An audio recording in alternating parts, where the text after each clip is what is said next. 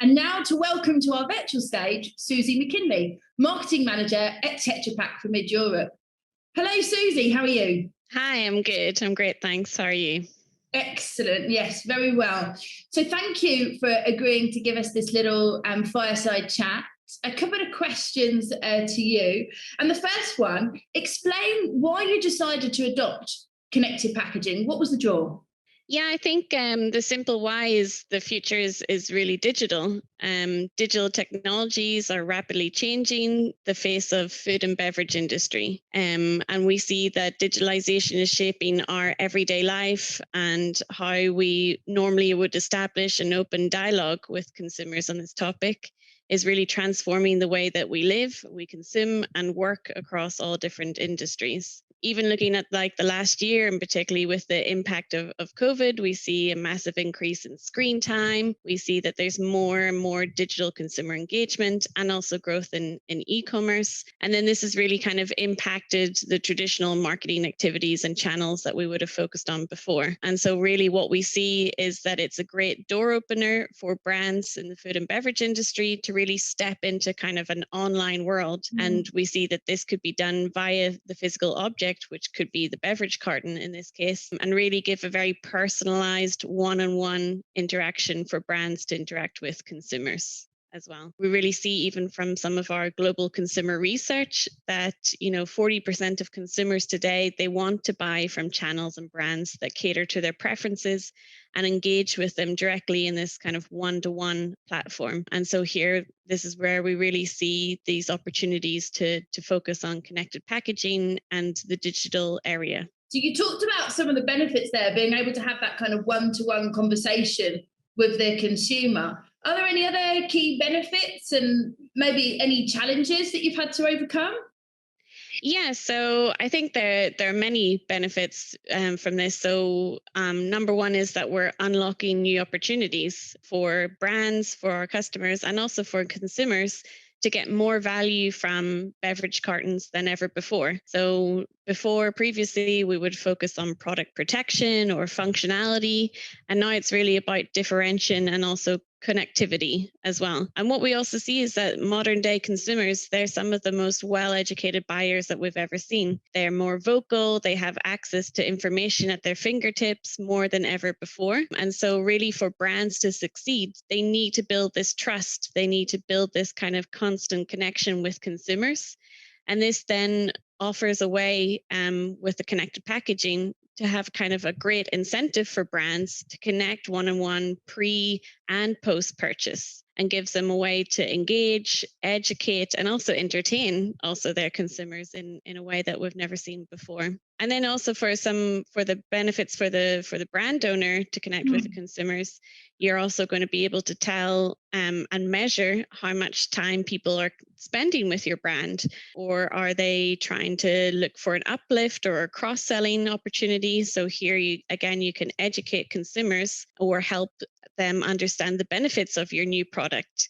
So all of these areas can then really be measured, and also then you can boost your sales. So you could talk about using digital coupons, for example, or tell your friends about this new product as a way of really trying to uplift those things. And I think kind of the main benefit that we really see is this real-time insights. So they're really going to be able to see who they are talking to, what are their likes, what do they think about the brand, and then in future then making sure that this is more accurate and personalized, and really opening up a very valuable two-way feedback loop. So consumers can tell directly to the brand, no, I don't understand this, or I don't agree, or I want the next flavored milk to be cinnamon, whatever it might be, that there's a valuable two-way feedback loop that we haven't seen with other traditional marketing activities before. On the challenge side, like anything that's new, it takes a little bit of time. And,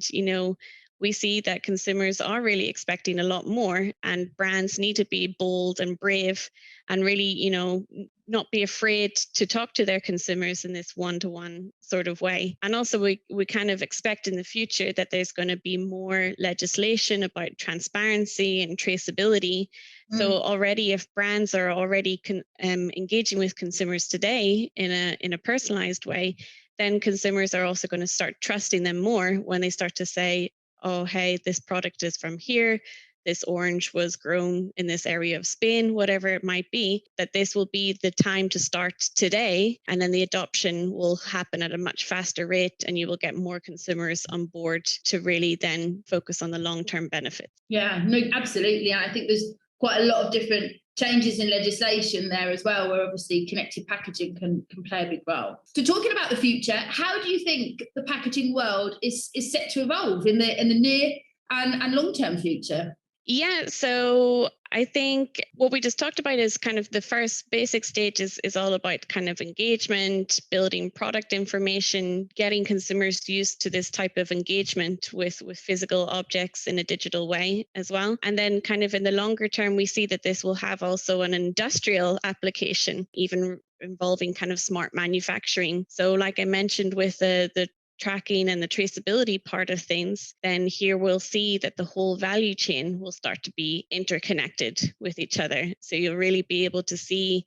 quality, productivity, food safety all throughout the food supply chain that we've never had this much transparency on before. Then when it kind of comes to moving away from traditional packaging, and tomorrow we see it even being intelligent packaging on that side. So we also think that there's going to be further growth in consumer engagement enablers. So think augmented reality, even as a new way to interact with brands. And also then in the future, we think that this intelligent packaging, that this will become kind of the centerpiece of the value chain. So in the future, packages and devices.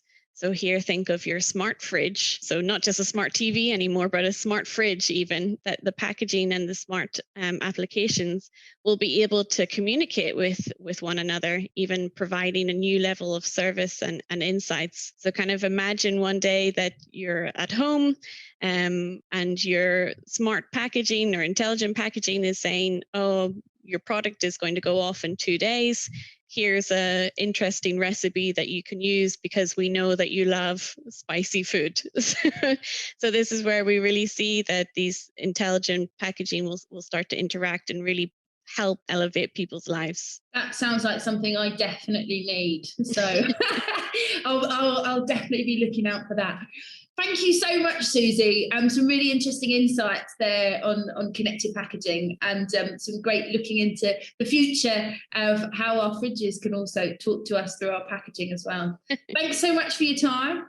Super. That's Susy, Marketing Manager at Tetra Pak for Mid-Europe. Thanks very much. Fantastic, always checking in with Susy. We have been working together for some years now, and we've been working on some projects that have really fantastic results. And I just wanted to give a bit of a summary and really just give a little bit of a final gloss to what we've been doing. So, as I said, connected packaging has got several different ways to be able to be activated. The QR code at the moment is the most common. As I said in the last session with Rachel, I also believe it will be the most majority common going forward. But you have got other options. You do have the option to have NFC tags or Digimark, or of course we can do connected experiences through location-based beacon technology. QR codes, as I said, have massively increased over the last 2 years. You can see that there's an almost 100% growth in both reach and interactions. And we've talked about lots of different ways where QR codes are being used every day, either in methods to pay, menus, in bars and restaurants, the track and trace app, we all know what that's all about. But also before COVID, there was mobile ticketing. You went onto a plane with your mobile boarding pass, which had a QR code on it, mobile coupons, etc., etc. And now more so authentication and check and traceability in terms of your product itself, which Alessio touched on in his earlier session. So there's definitely growth there in terms of QR code usage. The global connected packaging market is expected to be almost 32 billion by 2027. And if you look across the different areas globally, that's actually going to be an increase right across the world. No particular market doing much more than others. We had a poll with Rachel, and we saw that almost 80% of our respondents, the people who were on our sessions with us, had actually scanned a QR code in the last week. A recent study from 2020 actually showed that 40%, so perhaps there's a skew with us, may be more likely to scan a QR code, being that we're in the industry that we are. But the general public in 2020, almost 40% have actually scanned a QR code either today or in the past week. So again, that huge increase in popularity just now makes it so much easier for users and consumers to connect with you as a brand. So why would you be thinking about doing a connected experience? These are the 3 reasons: to drive awareness and educate, either about a new product, a new flavour, or something in particular that you want to educate your consumers about. It might be that you want to give some more information around your sustainability values or the heritage of the brand, or something in particular that this is a fantastic channel for you to open that gateway for communication. Secondly, to drive sales. This is a marketing connected experience tool that can be used. Of course, if it's in marketing, it's got to be there to drive sales. So it could be there to drive sales, it could be there for authentication, it could be there to drive awareness and educate. But most importantly, what brands are finding, and Rachel mentioned that, is around the first party analytics. So being able to understand your consumers better. What do they like? What do they not like? What flavours are they interested in? What do they know about particular things? How do they feel about particular things that perhaps your brand stands for? Who are they? Are they male? Are they female? What age range do they fall into? Where are they? These different things are really then able to be seen in a real-time dashboard. So once you understand your consumer better, of course, you can market better to them, and being able to obviously talk to them in the language that they want to be spoken to. And we talk about the analytics because it is so important. This is just a snapshot example, all the different things that you can actually track. So bounce rates, package scans, coupons sent, plays, how long are people engaging for, how many times do people rescan, are they male, are they female, what are the answers to the quiz, what do they prefer? And of course, our platform will also allow you to be able to randomly choose winners daily or weekly or leaderboard led, sharing to social media, how many shares, which was the most shared particular product or selfie.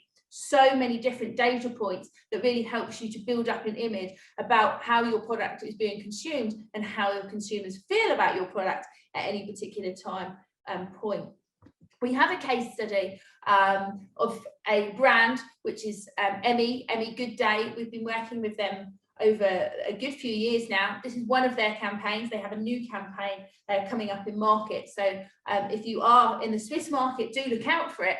So this is an example of just how exciting the brand can really pull things together. So again, from a QR code, Emmy had 2 different things that they wanted to promote in market, and it was 2 new products, oat milk and a balanced milk drink as well. So what we did was we built games around the particular product to drive home and educate users around these 2 new products, bring awareness to them.